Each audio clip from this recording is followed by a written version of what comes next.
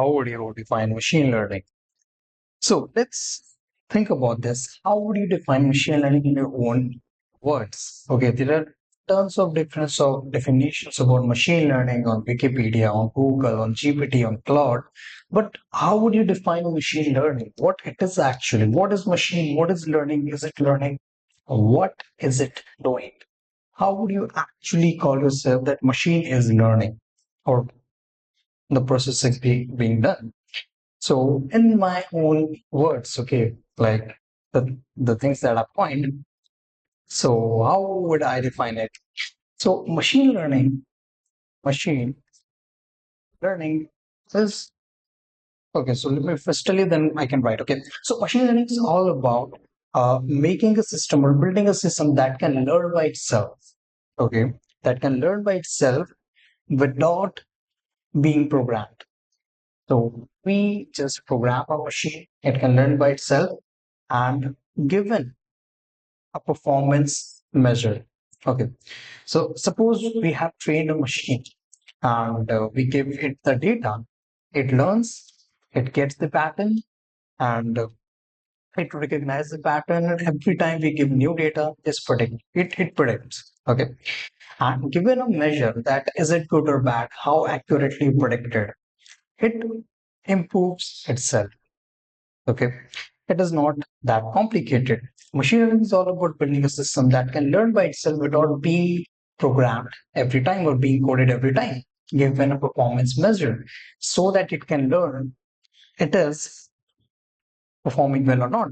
If the accuracy or the model performance is bad, it will improve. And if it is good, it will uh, try to make itself consistent so that it can predict in a better way. Okay, so machine learning is all about making a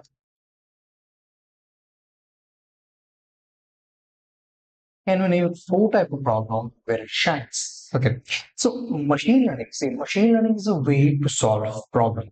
It is not a branch or something. It is, but it is actually a way to solve a problem where we do not need to code explicitly. Okay, where we just train the machine and it does all the work by itself, and we have to just look to it and improve it given the data, given the performance metric. Okay. So what are the four type of problem where it shines? Okay. So first of all, machine learning is not a way to solve a problem where the problem is actually very simple. It needs complexity. Complexity means that the relationship that we don't understand that well. Because if we could, then we can solve it. But when it comes to huge data, like billions of samples, okay, then we cannot actually do it by ourselves because there is million of data and we can't do it by ourselves. Okay, so number one, um, not like this. Okay, so the number one problem where it shines, I can say, is that complex problems. Okay, complex problems, calculations, relationship. Okay, uh, okay, where we need an algorithm. Okay, where we need an algorithm that can be solved within an algorithm, or it has pattern that can be solved.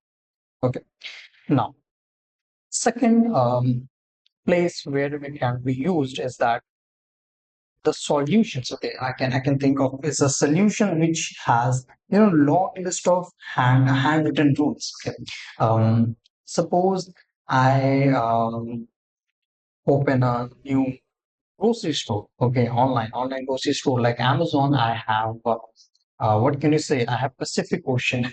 It's a really bad name, but let's say okay, or I can say it's Zooland. Okay, I can say it's a Zooland where you get everything.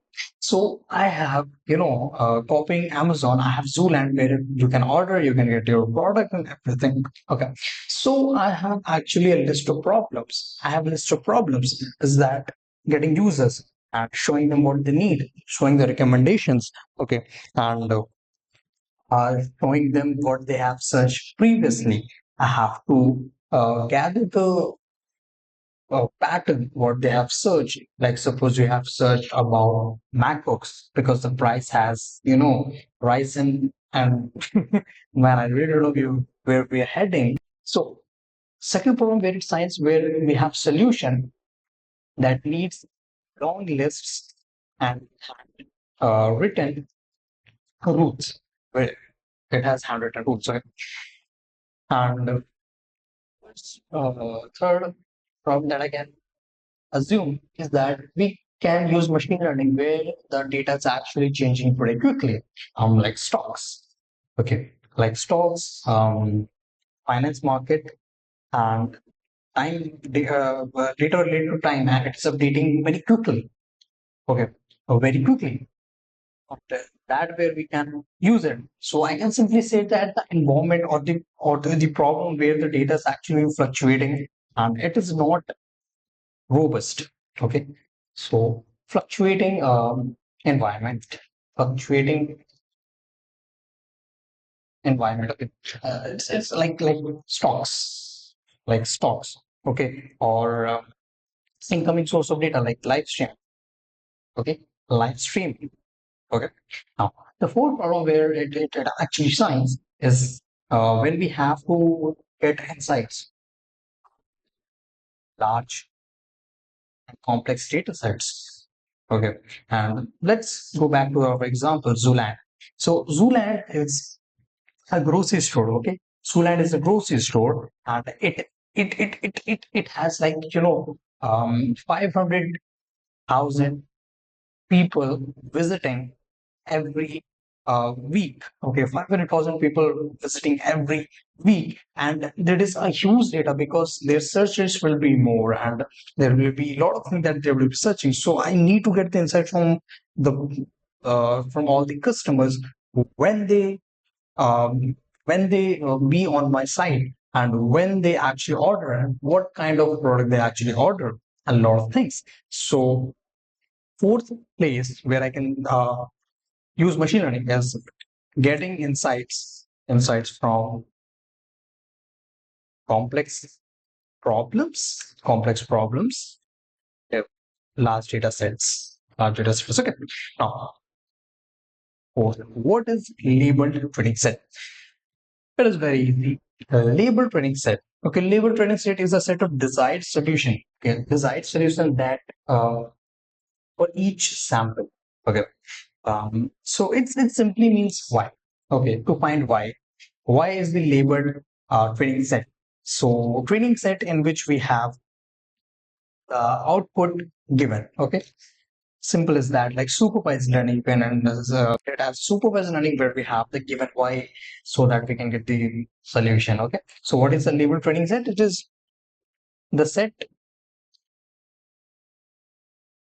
What is the supervised tasks? Simple math, classification, and regression. Okay. So can you name four unsupervised tasks? Obviously, it's so easy. Number one is clustering, and number two is dimensionality reduction. Number three, visualization. Visualization. Number four, association rule learning. Okay, association rule learning. It's that simple. What type of machine learning algorithm would you choose to allow people to work in a various unknown terrains? Okay. Simple man. Reinforcement. We'll use reinforcement learning. Simple as that, because reinforcement learning. What type of algorithm would you use to segment your customers into multiple groups? Okay, man. Again, we are getting to our Zooland. So suppose I want to um, group multiple groups in which users, okay, who are male search for shoes and females who search for dresses, and I want to segment them. Okay, I want to segment them because there are females who will be searching other, and there will be male who will be searching others. I want to know the pattern, so I would simply use clustering. Okay, I have simply used clustering because I do not have any kind of label. I don't know about my customers, okay, what they will do. I just have to follow the pattern that they have left. Okay. Simply, man, we use clustering to cluster the groups and their patterns. Okay. Now, would you frame the problem of spam detection as supervised learning or an unsupervised learning problem? So, see, in the spam or ham detection, we have some, um, we have the labeled data set. Okay, because how would you say this is spam is a spam? Okay, that this email, okay, or this call or whatever is spam. We have some patterns. We see some character, we see some words, and we see some offers or whatever greed there in the message, so we can identify them as a spam. Okay, so it is definitely uh, it is supervised learning. Okay, and if you have built a project around it, so good, man. Okay, now moving to the next, and I have all these questions. You can pause it and you can do it by your own if you want, and slowly we're discussing it. Okay, now what is online learning system? Now it is getting pretty good. Okay, so online learning is a kind of way in which we train our model um, through the stream of incoming data. Okay, in which the model can learn incrementally from the incoming stream of data. Okay, it does get trained, but it has the ability to train on the data which is incoming, like stocks, prices of forex market, um, nifties, cryptocurrencies, and HFTs. Okay, and there are like many cases of I'm not getting example right now. These are the only things that I wrote. And there are a ton of examples. Okay. So online,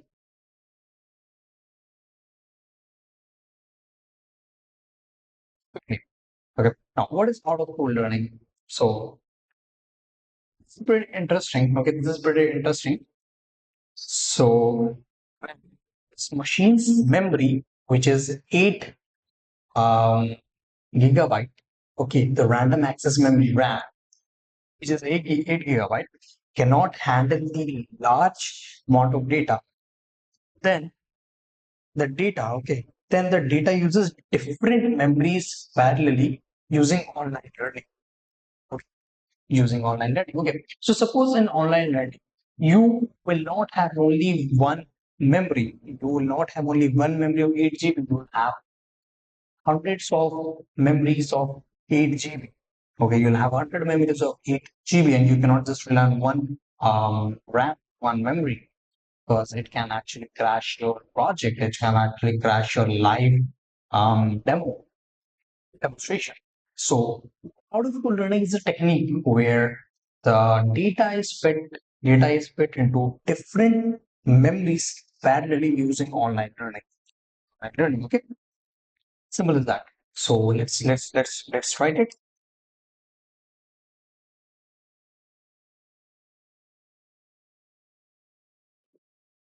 What type of learning relies on similarity measures to make prediction? So, um, there is a kind of machine learning. There is two kind of things systems. Okay, number one is intense instance based learning. The number second is model based learning. So, instance based learning relies on the instance. So, instance means samples or examples. Okay, that we give the model. So, what it does is that it remembers the um, sample. Okay, so suppose I told you that apples are round, okay, oranges are round. So every round, so if I tell the machine that apple is round or orange is round, so what it will do is that it will say every round fruit is apple or every round fruit is orange. Suppose I give it guava, it will tell it is apple. Okay. Suppose I give it watermelon, it will say it is orange. Or if I give it mango, it is a kind of brown. It will tell this is apple. But we don't want this kind of um, system, or we don't want this kind of model that learns the instance only. We want that it can grab a pattern. It can get a pattern from the data, and it can then use it for the new data.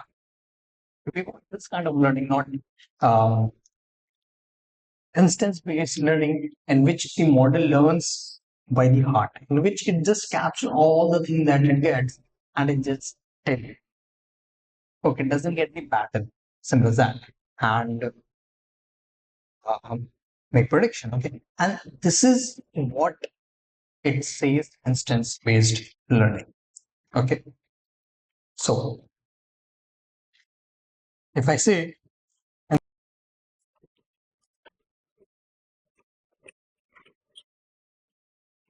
instance-based learning, okay, you can search it.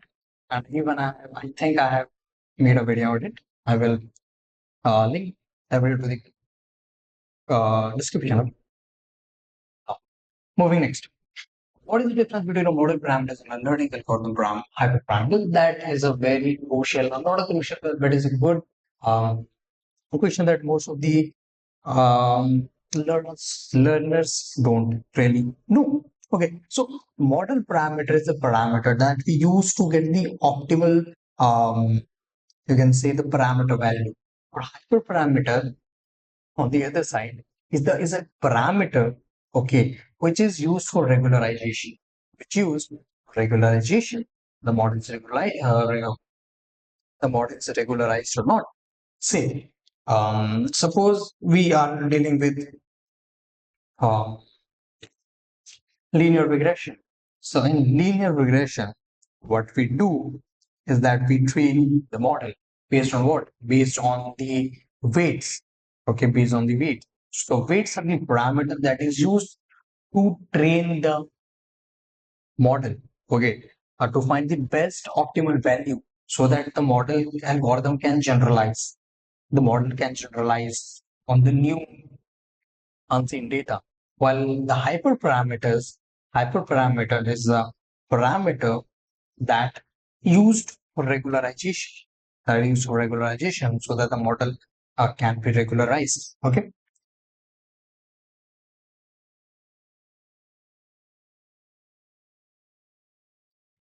What do model-based learning algorithms search for? What is the most common strategy they use to get succeeds out of the production? Okay. So I've talked about instant-based learning, and I'm talking about model-based learning. What is model-based learning? So model-based learning is when we use algorithm. Okay. Model-based learning when we use algorithms. Okay. For to get the optimal value. Okay. So that how well to check how well the model is generalizing. Okay. And we use a performance metric. Okay. To check how it makes a prediction. Okay. So if I say very simply, and if I write it,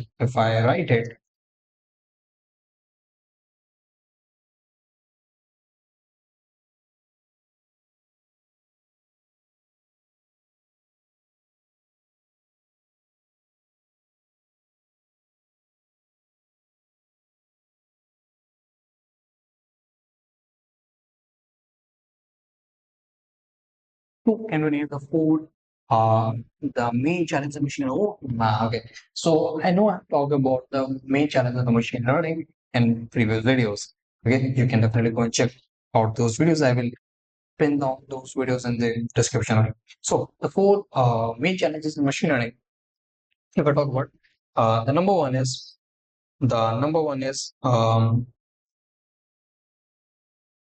insufficient insufficient quantity of data, when we don't have the sufficient quantity of data to train the model. And number second, poor quality of data. We have the data, but we don't have the quality of data so that we can get pattern out of it. And then is non-representative non-representative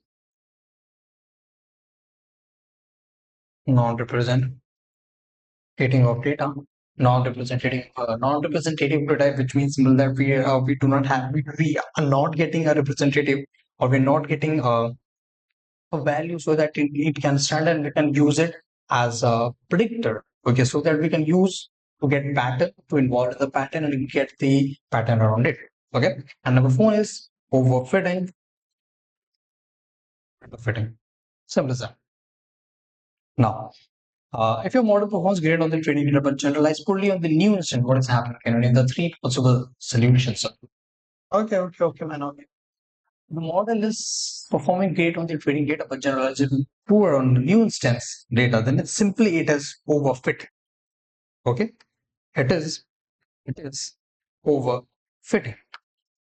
It is overfitting. Okay, it is overfitting. Now, overfitting happens when the model is too complex that it captures all the data, including the noise, so that it has zero and zero, or we can say the very low training error, but it gives a very high test error. Okay, this is not good in the real life because we want balance. We do not want a bias, but we want balance. So, and the three possible solutions that we can use is that using a regularization, so that we can use the reduce the overfitting. Then we can get new data so that it can generalize more well. It can get a pattern so that it doesn't, include the noise, but it have used from data so that it can get a pattern out of it and not use the noise. Okay. Now, the next is reducing. What do you say? Yes. We can reduce the complexity of the model. Reduce the complexity of model. Okay, as I told, the model is too complex that it catches all the patterns including the noise so that it has a zero error, which means it doesn't have a pattern. It has a pattern, but it doesn't have a pattern. This is why. What is test set and why do we use it? Okay, so simply test set is part of the data which is used to test the model's performance. To test the model's performance. Okay. Similar to that, okay. Why we use it? To get the test score, to get the how it is performed. Okay. Moving, what is the purpose of validation set? Okay, so validation set is a set that is a part of data. Okay, that we use, and we create a separate part of validation set so that we can check which model to use, which model is performing well, and we can use in the training set, including test set. Okay, validation set is used for comparing different model performance using different hyperparameters, different optimal values, and different parameters before we can test it or we can push it to the production. Okay, what can go wrong if we don't have a beta using the test setup? So, hyperparameters are mostly used for regularization, so we can reduce the complexity, or we can, if the model is too simple, we can increase the complexity. Okay, if we use hyperparameter in the test set, then it will know the pattern of the test set. Okay, it will know all the pattern of the test set, and the prediction will be, easy to predict. But that's the case we don't want, because if it makes prediction very well, it doesn't mean that it will make prediction, it will predict very well on the nuancing data, because we actually don't know what kind of data we'll get. We need a pattern so that if the data fits on the pattern, it can give us the prediction, it can give us the value in the future. And if we give the algorithm or hyperparameter is tuned using the test set, then the data would be known. Okay, it will know the data what it is, and it will set itself in a way so that it will give only those patterns prediction. But we don't want that. We want pattern as a whole so that we can get the prediction. We can get the prediction. Okay. Now move to the next. What can go wrong if we tune hyperparameter? Oh, sorry. We're done with this. Moving to next. What is repeated cross validation? Why would you prefer it to a single validation set? Okay. As I've told, validation set is a set which is used for comparing models, checking hyperparameters, checking the parameters of the values to evaluate. Okay, that which model is performing well, at which value, at which parameter, hyperparameter it is giving the best score. Okay, as average. Now, the cross validation. Okay, repeated cross validation. Okay. So cross validation is a technique. Okay, it's a technique that we use to check how a model is performing with the nuance data. And what it does is that it trains and tests the model. Okay, it trains and tests the model repeatedly. Okay, it doesn't train using only one training set and one test set, but is trained on different train and test sets in that data only. So, okay, so what it does is that, so these are the questions that we discussed are very good, and that is very important to know because it is not only important to just learn, but to question yourself and get better on it given a measure. Okay, and this was your measure. Okay? This was your test, how you perform, and if you perform good, you're a good model, and if you haven't performed well, you have to go back and you have to retrain yourself. Okay,